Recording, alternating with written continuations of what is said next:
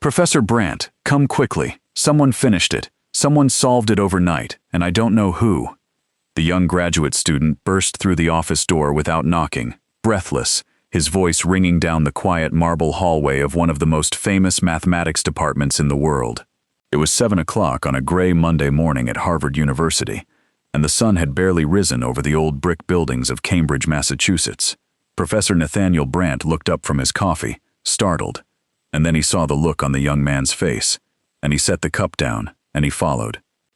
They hurried together to the large lecture hall at the end of the corridor, and there, on the great black chalkboard that ran the length of the front wall, Professor Brandt stopped as though he had walked into a pane of glass. The problem was solved.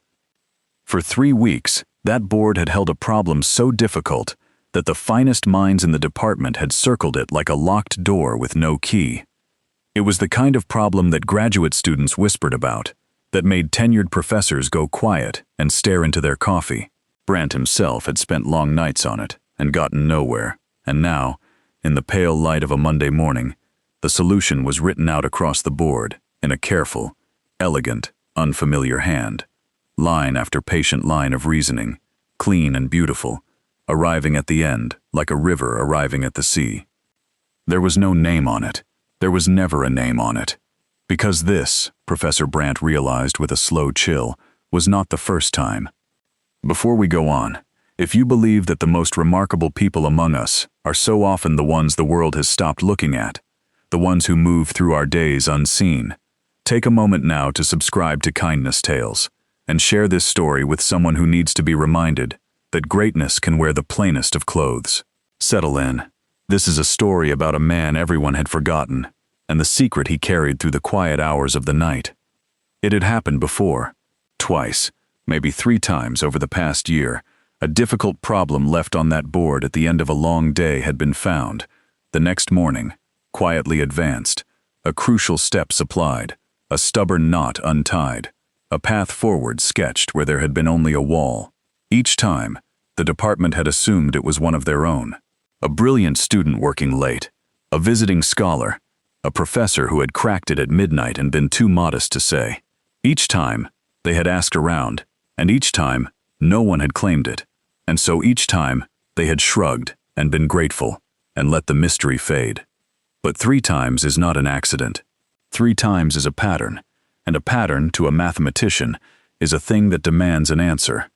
Professor Brandt stood before that chalkboard as the room slowly filled with astonished colleagues, and he asked the question out loud that would, in time, change everything. "Who," he said quietly, "is doing this?" No one in that room had the answer. No one in that brilliant, celebrated department, filled with some of the sharpest minds on the face of the earth, had the faintest idea. They looked at one another, and they looked at the impossible, beautiful writing on the board, and they came up empty. The answer was not among the professors, or the students, or the visiting scholars. The answer was a man they all walked past every single day, and never once truly saw. A man who pushed a cleaning cart down that very hallway after they had all gone home. A man whose name most of them did not know, and whose face none of them could have described. Think about that for a moment, because it is the strange and beautiful heart of this whole story.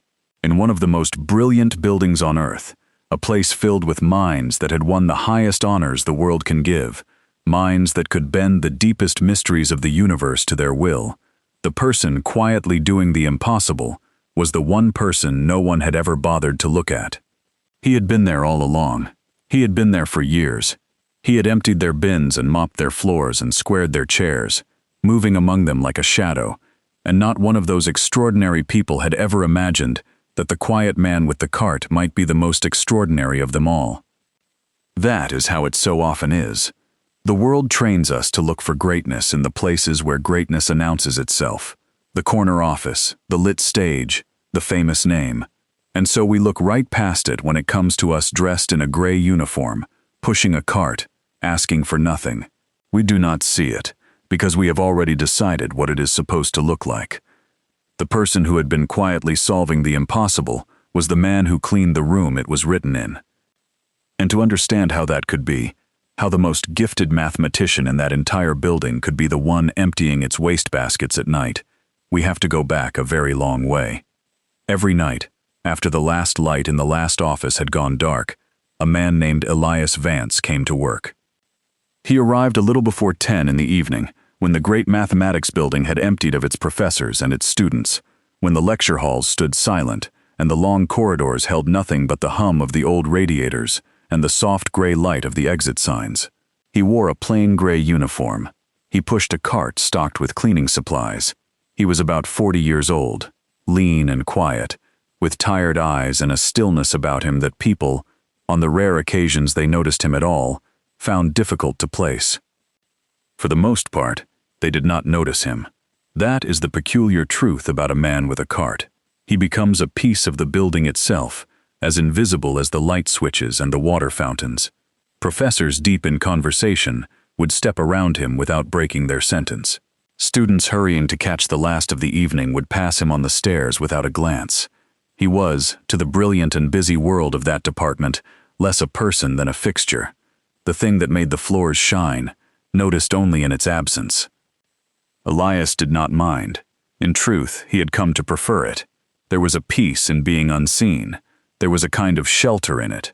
A man who is not looked at is a man who is not asked questions, and Elias Vance had spent years building a life in which no one asked him questions. There had been a time, long ago, when it was the opposite, when every eye in a room turned toward him the moment he entered it, when his every word was weighed and remembered, when the weight of the world's expectations sat on his young shoulders like a heavy coat he could never take off. He had not understood, in those bright years, what a burden it was to be watched. It was only later, after everything, that he came to treasure the gift of being no one in particular. In his gray uniform, in the quiet of the night, Elias Vance was free, in a way he had never been when the whole world was singing his name.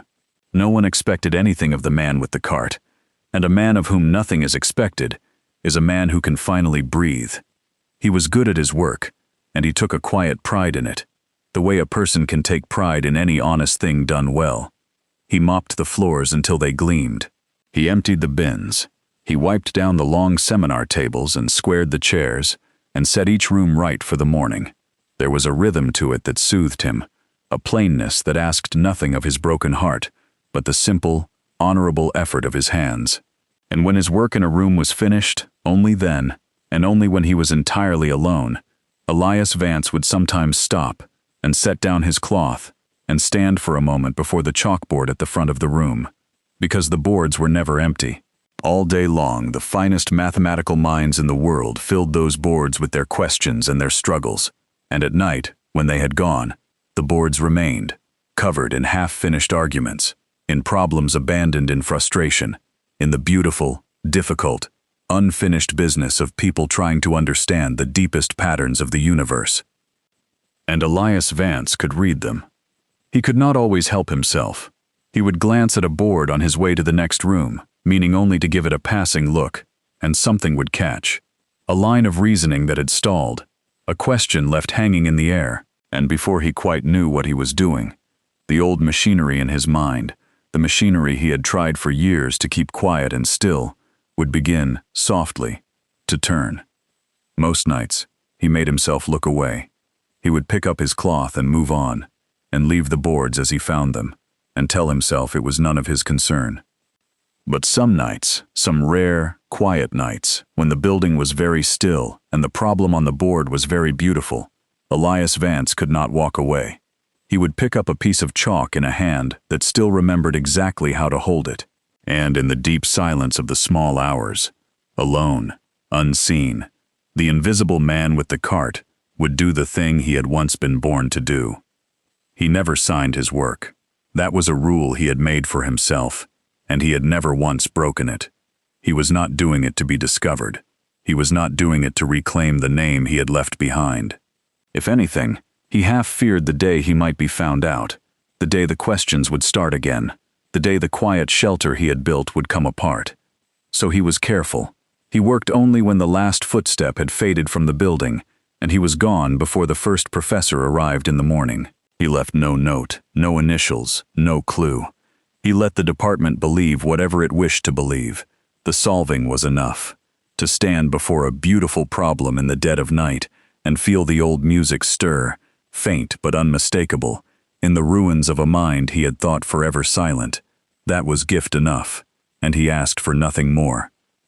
And then he would set the chalk down, and finish his rounds, and go home before the sun came up, and tell no one at all.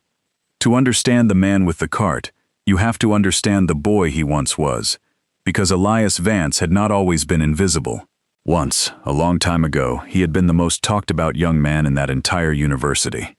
He had come from nothing. He grew up poor, the son of a single mother who worked 2 jobs and went without so that her boy could have shoes that fit and a warm coat in winter. There was no money for tutors, no shelf of fine books, no summer camps or private schools. There was only a quiet boy at a kitchen table, and a stub of a pencil, and a mind that saw the world in a way that no one around him could quite understand. His mother did not understand the mathematics her son filled his notebooks with. She had never had the schooling for it, but she understood her boy, and she understood that something rare had been placed in her care, and she gave everything she had to protect it. She kept the lamp lit late so he could work. She never once told him his dreams were too big, though everything about their small, hard life whispered that they were. Elias never forgot that. In later years, when the world called him a genius, he would think of his mother's tired hands and know the truth, that whatever gift he carried, it had been kept alive not by his own brilliance, but by her quiet, unglamorous, unbreakable love. He had been rescued long before he ever reached that famous university. He had been rescued at his own kitchen table, every single day, by a woman no one would ever call remarkable, because Elias saw patterns everywhere, in the tiles of the kitchen floor and the branches of the trees, and the way the numbers on a page seemed, to him, to hum and arrange themselves into shapes that were almost like music. Where other children saw a wall of arithmetic, Elias saw a door standing open. His teachers did not know what to do with him. By the time he was 12, he had exhausted everything his small-town school could teach him. By the time he was 16, a professor 2 hours away had heard of him and driven out to meet him and come away shaken. And so the poor boy with the extraordinary mind was given a chance that boys like him almost never get. He was brought to Harvard, and there, among the children of privilege and the polished products of the finest schools in the world, Elias Vance did not merely keep up, he soared. He became, in the space of a few short years, the brightest star that famous department had seen in a generation. A young man whose work made senior professors stop and stare, whose name was spoken in the same breath as the great mathematicians of the age, whose future seemed as wide and bright and certain as any future has ever seemed. They said he would win every prize there was to win. They said he would reshape whole fields. They said, in the hushed and reverent way that brilliant people speak of one of their own, that a mind like his came along perhaps once in a century, and that the world would be talking about Elias Vance 100 years after he was gone. And Elias, for his part, was happy. Not because of the praise. The praise made him uncomfortable, if the truth be told, and he never quite believed he deserved it. He was happy because he had been given the rarest thing a person can be given, the chance to spend his days doing the one thing he was made to do. He would lose himself for hours in a single problem, forgetting to eat, forgetting the time, following the beautiful logic wherever it led, like a man walking deeper and deeper into a forest he never wanted to leave. To Elias, mathematics was not cold, and it was not dry. It was the closest thing he knew to music, or to prayer, a way of listening to the deep order that ran beneath all things, and of finding, in that order, a kind of home. He married young, to a woman as kind as she was clever, who had loved him before he was famous, and loved him no differently after. They had a daughter. For a few short years, Elias Vance had everything a man could dream of, the work he loved, the recognition he had earned, and a family that was the truest joy of all. The boy from nothing had built himself a life that shone. He would sometimes stop in the middle of an ordinary evening and look around at the small, warm world he had made, and feel a gratitude so large he did not know what to do with it. He had come so far. He had been so lucky. He allowed himself in those years to believe that the hard part of his life was behind him. And then, in a single hard season, that life was broken. We will not linger over the details, because some sorrows are too private to be handed around, and Elias himself could never bring himself to speak of them. It is enough to say that he lost his wife, suddenly, unfairly, in the way that the hardest losses always seem to come, and that when she was gone, something in the brilliant young man simply stopped. The patterns went quiet. The music that had always played in his mind fell silent. He could not work. He could not think. He looked at the beautiful problems that had once been his whole world, and he felt nothing at all. And so, one gray morning, Elias Vance walked away from the great university, and from the career that everyone had promised him, and from the world that had called him a genius, and he disappeared into an ordinary life, carrying the one thing he had left to live for: his daughter. Her name was Rosie, and she was 8 years old, and she was the whole reason Elias Vance got out of bed each morning. When his old life had fallen away, Rosie was what remained, a small, bright, watchful girl, with her mother's eyes and her father's quiet way of studying the world. In the darkest of those early days, when Elias could barely find the strength to face the sunrise, it was Rosie who pulled him back, one small, ordinary need at a time. She needed breakfast. She needed to be walked to school. She needed her father, and a father cannot lie down and stop, not while a child is looking up at him and trusting him to keep going. And so, for her sake, Elias kept going. He made a new life, and he built it entirely around her. He took the job at night for one simple reason. It let him be there for Rosie during the day. He was there when she woke. He walked her to school each morning, and was waiting at the gate each afternoon.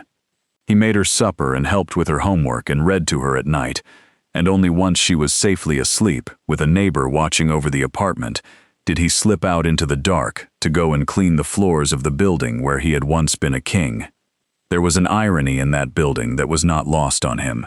Of all the places in the world he might have found honest night work, he had ended up cleaning the very halls where his name had once been spoken with reverence. He had not chosen it out of sentiment. He had chosen it because the hours suited a single father, and because the work was steady, and because no one there would ever look closely enough to recognize the tired man behind the cart. But there were nights, walking those familiar corridors, when the ghost of his younger self seemed to pass him in the dark, the bright, certain young man he had been, who had believed the world would only ever go up. Elias did not resent that ghost. He had simply outlived him, and become someone quieter, and in some ways he had come to think, someone better. It was a strange, quiet, upside-down life, and Elias asked nothing more of the world than to be allowed to live it in peace. He had made his peace with being no one. The applause, the prizes, the whispered predictions of greatness, all of it belonged to another man, a younger man, in a life that had ended. This man, the man with the cart, had exactly one thing that mattered to him now, and she was 8 years old, and she had a gap in her front teeth, and a way of laughing that could undo every hard thing in a single moment. He was tired often. The long nights and the early mornings took their toll, and there was never quite enough sleep, and never quite enough money. But Elias would not have traded those years for anything the old life had once promised him, because in the old life, for all its brightness, he had sometimes let the work swallow whole days, and looked up to find that a week had passed, and he had barely seen his own family. Now every hour with Rosie was a thing he held with both hands. He knew, better than most men ever learn, how quickly the people we love can be taken from us, and so he was present in a way he had never quite managed before. At the breakfast table, at the school gate, at the edge of her bed at night. Grief had cost him nearly everything, but it had taught him, at a terrible price, the one lesson that most people spend their whole lives failing to learn, that the ordinary moments are the ones that matter, and that there is no such thing as a small day spent with someone you love. And Rosie, it turned out, saw patterns too. Elias noticed it the way a father notices everything, quietly and all at once. He saw the way she lined up her crayons by color and then by length. He saw her count the steps to school and announce, with great satisfaction, when the number came out even. He saw her stare at a page of simple sums, not with the boredom of a child doing chores, but with the bright, hungry attention of someone who has just seen a door standing open. He saw, in his little girl, the first faint echo of the music that had once played in his own mind, and it filled him with a joy so sharp it was almost pain. He never pushed her. He had seen in his own life what the world does with a gift like that, how it can lift a person up so high, and how far there is to fall. He wanted, more than anything, for Rosie simply to be happy. But on the quiet evenings, when the homework was done, he would sometimes show her a small thing, a pattern in the numbers, a little door of her own to peek through, and he would watch her eyes light up, and for a moment the music would return to the silent house. There was a promise Elias had made, long ago, that he had not yet found the strength to keep, a debt of the heart, owed to a man who was no longer living. For years, grief had made it impossible. But as he watched his daughter discover the same wonder that had once saved his own life, something in Elias Vance began, very slowly, to thaw. To understand that promise, we have to go back one more time, to a cold season long ago, when a young Elias had also stood at the edge of giving up, and a quiet old man had refused to let him fall. Long before he was famous, and long before he was invisible, Elias Vance had very nearly quit. It was during his first year at the great university, when the poor boy from nowhere found himself surrounded by the polished sons and daughters of wealth, and felt, for the first time in his life, small. His gift was real, but a gift is not the same as belonging, and Elias did not belong. He had the wrong clothes and the wrong accent, and none of the quiet confidence that money buys. He was drowning in a world that had not been built for someone like him, and the loneliness of it was more than his young heart could carry. He had begun, quietly, to make plans to leave, to go home, to give it all up, to disappear before the great university could decide, as he was certain it eventually would, that he did not deserve to be there. There was a professor in the department in those days, an old man named Abraham Sterling. He was near the end of a long and distinguished career, a gentle and unhurried man with white hair and a way of looking at a student as though that student were the only person in the world, and Professor Sterling had noticed the brilliant, frightened boy who was preparing to run. He did not lecture him. He did not scold. He simply began, quietly, to look after him. He invited Elias to his office for tea, and talked with him for hours, not about mathematics but about life. He found small ways to ease the boy's burdens, a scholarship that appeared just when it was needed, a quiet word in the right ear, a set of fine old textbooks left, without explanation, on Elias's desk. When Elias, overwhelmed, finally confessed that he was thinking of leaving, the old professor did not argue. He only said that the world had very few minds like the one Elias carried, and that it would be a poor sort of world indeed if it let such a mind slip away for want of a little kindness. Professor Sterling carried Elias through that first hard year, and the years that followed. He asked for nothing in return. And near the end of his life, when he was very old, and Elias was on the brink of the great career that lay ahead of him, the professor asked the young man to sit with him one last time. They sat together in the old man's study, surrounded by the books of a lifetime, in the soft light of a late afternoon, and Professor Sterling, who had never once spoken of himself in all the years Elias had known him, finally told the young man his own story. He told him a thing he had never told him before. He said that he himself, many years earlier, had been a poor and frightened young man on the edge of giving up, and that someone had reached out and saved him, quietly, expecting nothing, and that his benefactor had asked for only one thing in return. Not money, not thanks, a promise. The promise was this, that one day, when Elias was able, he would find another soul who was drowning, and he would quietly pull them out, and he would ask that person to do the very same, in turn, for someone else. A chain of quiet rescue, passed hand to hand, down through the years. It was, the old man said, the only debt he had ever considered worth keeping. He had kept it many times over, across a long life, and Elias had been one of them, though Elias had never known it until that afternoon. And now, gently, the old professor was handing the promise to him, placing it in his hands the way one places a lit candle in the hands of the next person, trusting them to carry the flame a little further into the dark. Elias made the promise. He meant it with his whole heart, and then Professor Sterling passed away, and the years swept on, And Elias's own life rose high and then came crashing down, and somewhere in all of it the promise had gone unkept. It had never left him, though.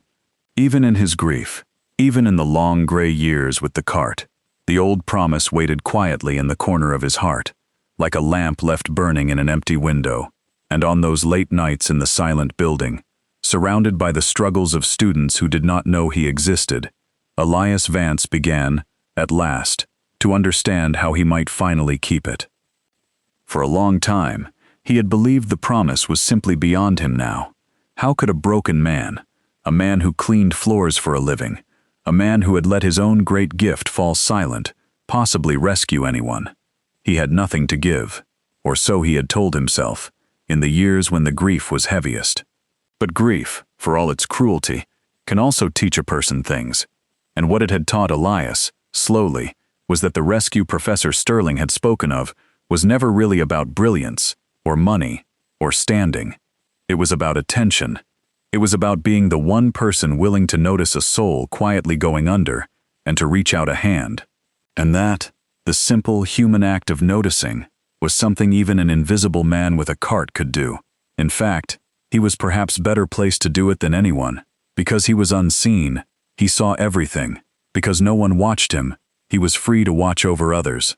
The very thing that had made him nothing in the eyes of the world had made him the perfect keeper of an old man's promise.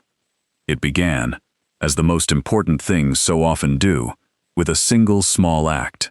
One night, deep in his rounds, Elias came into a small study room to clean it, and found the board still covered with a student's work. It was a difficult problem, and the student had fought it hard.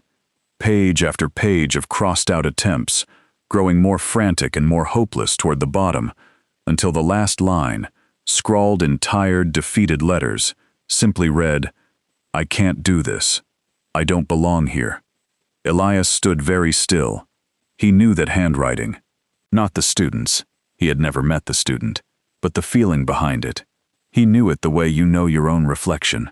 He had written those very words himself, in his own heart, a lifetime ago, in his first lonely year. "I don't belong here." And he remembered, with sudden force, the old man who had refused to let him believe it. He picked up the chalk. He did not solve the problem for the student. That would have taught nothing, and stolen the victory that belonged to someone else.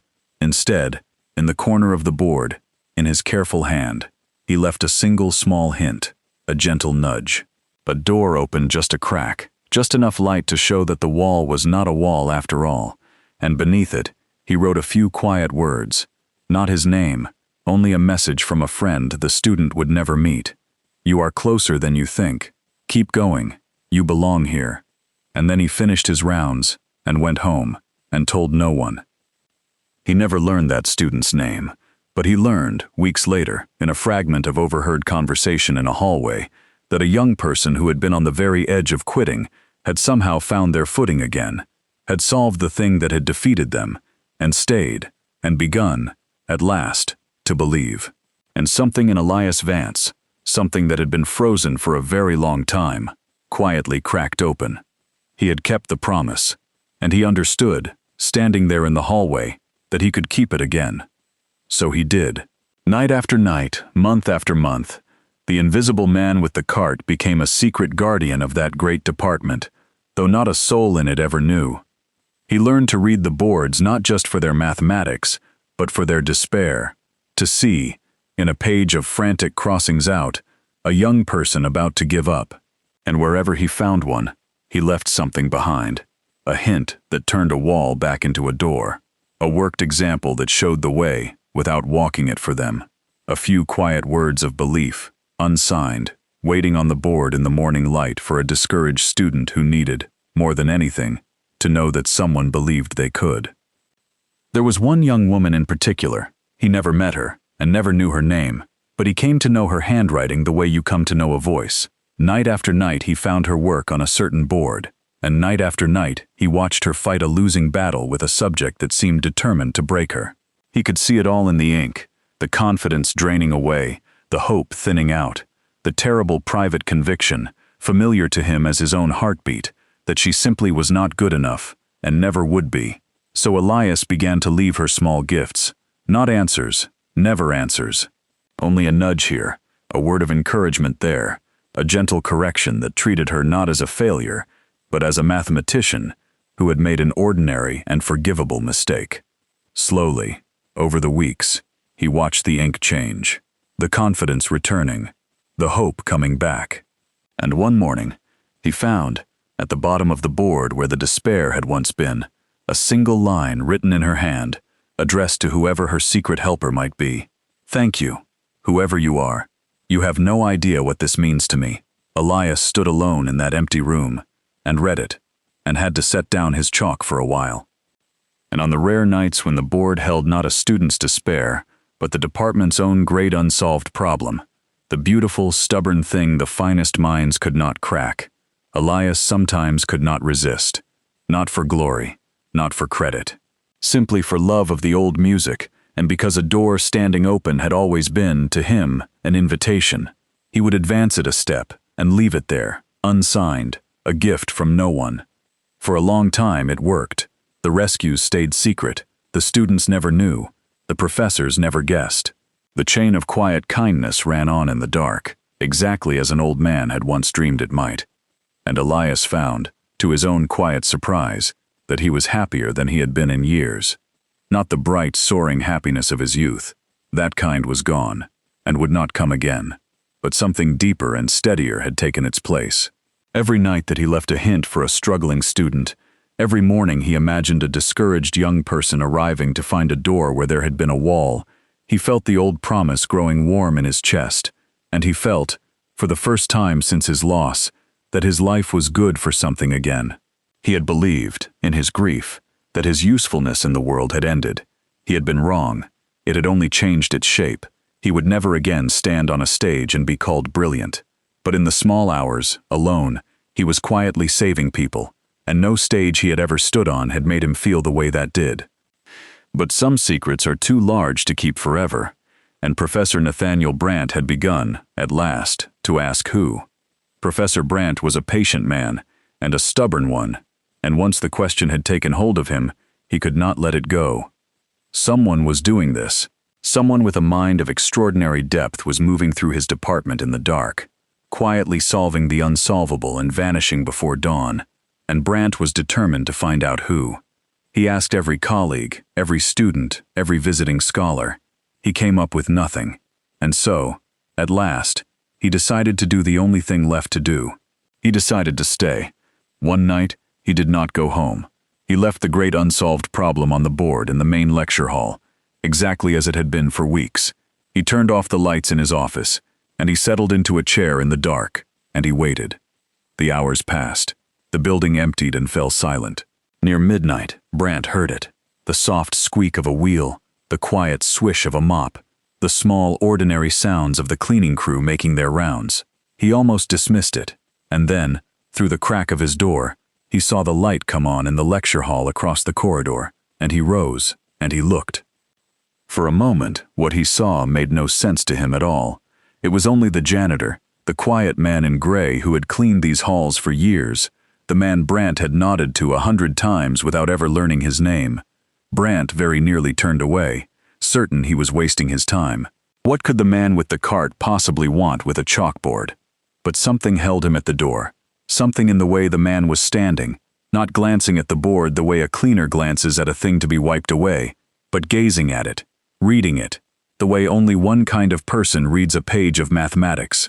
And then the man reached up and took a piece of chalk, and Brandt forgot to breathe. A man in a gray uniform stood before the chalkboard. He had set down his cloth.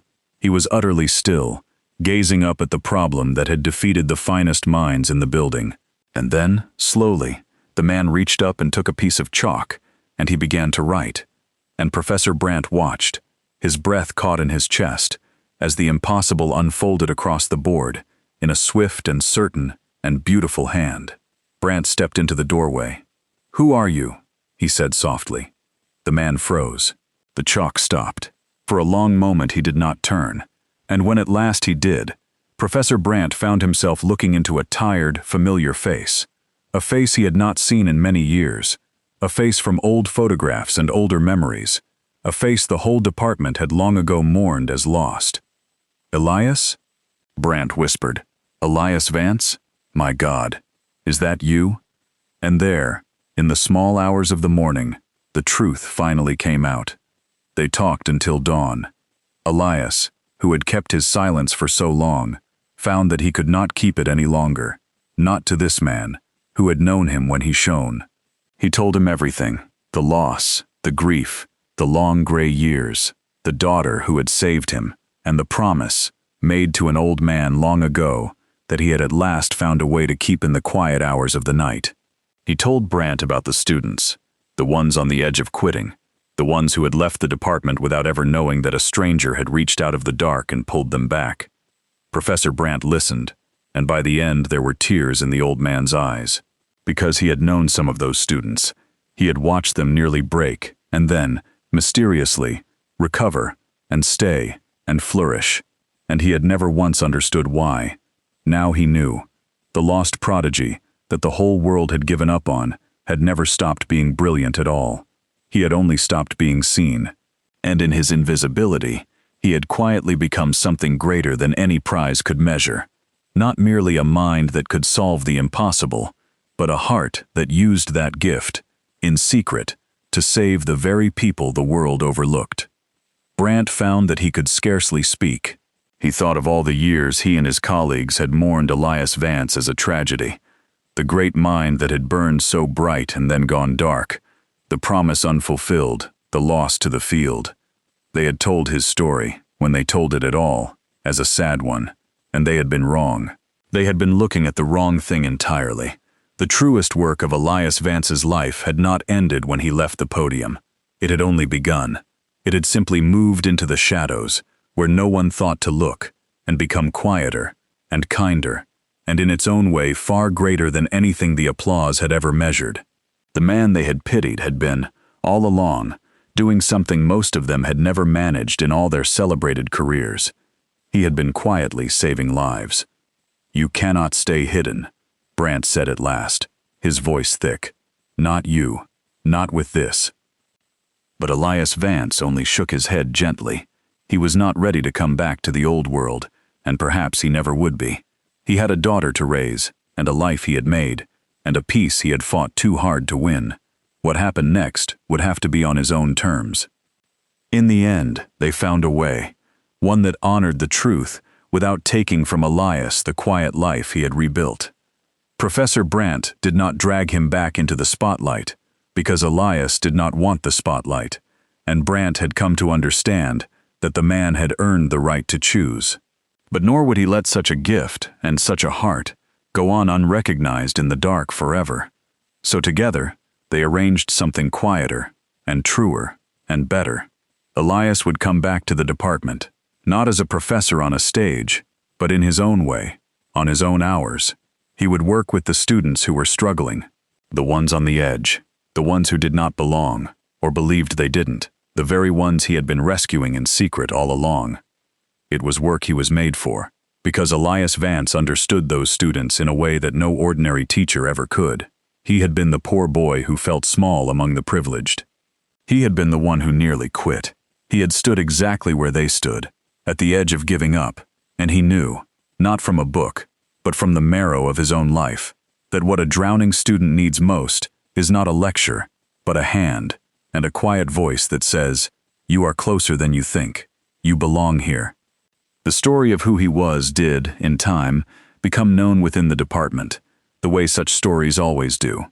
And there came a day when many of the students he had quietly saved over the years learned, at last, the name and the face of the stranger who had left those hints and those words of belief on the boards in the dark. They had built lives on that unseen kindness.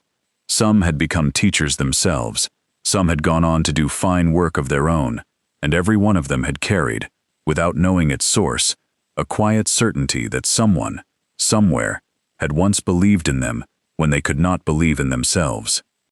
When they finally understood that it had been the janitor, the man in the gray uniform they had walked past 100 times without a glance, more than a few of them wept, and more than a few of them resolved, quietly, to do for some future struggling soul exactly what had once been done for them. The chain that an old professor had begun so long ago, and that Elias had carried through his darkest years, did not end. It spread into 100 quiet hands, and it runs on to this day. As for Rosie, she grew up knowing the truth about her father, not the version the world had once told, of the genius who fell, but the truer one. She knew him as the man who walked her to school every morning and waited at the gate every afternoon, who read to her at night and showed her the small doors hidden inside the numbers, and who then went out into the dark to quietly lift up strangers who would never know his name. That was the father she knew, and when she was older, and people spoke to her of the brilliant Elias Vance and the tragedy of his lost career, Rosie would only smile, because she understood something they did not.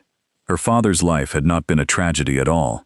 It had been one of the quietly great lives, the kind the world almost never notices and almost never honors, and she had been lucky enough to see it up close. So let this be the thing you carry with you from tonight's story. The world will always tell you to look for greatness in the obvious places, on the stages, behind the podiums, wherever the applause is loudest. But the truest greatness is so often the kind that asks for no applause at all. It pushes a cart down a silent hallway at midnight. It leaves a word of kindness where no one will know who wrote it. It uses whatever gift it has been given, quietly, in the dark, to lift up the very people the world has stopped seeing. Elias Vance was called a genius once, when he was young, and the whole world watched him. But he did his finest work later, when no one was watching at all, when he was only the man with the cart, keeping a promise to a man long gone, raising a little girl by day, and rescuing the lost by night. He never asked to be seen. He never asked to be thanked. He only kept his promise, night after quiet night, and in doing so he became something far rarer than a genius. He became a good man, doing good in secret, for no reward but the doing of it. We walk past people like him every day, the quiet ones, the overlooked ones, the ones we have decided, without ever really looking, that we already understand. Perhaps the lesson of Elias Vance is simply this, that we can never truly know what a person is carrying, or what they were, or what they still might be. And perhaps, if we looked at the invisible people around us with a little more wonder and a little less certainty, we would find that the world is full of hidden greatness, waiting quietly, in plain sight, for someone to finally see it. If this story touched your heart tonight, take a moment to leave a comment and tell us where you are watching from, and share it with someone who needs to be reminded that the quietest people often carry the greatest gifts. And subscribe to Kindness Tales for more stories of courage, of quiet dignity, and of the small and secret human choices that turn out, in the fullness of time, to matter far more than anyone ever knew. Thank you for being here with us. We are so very glad that you came.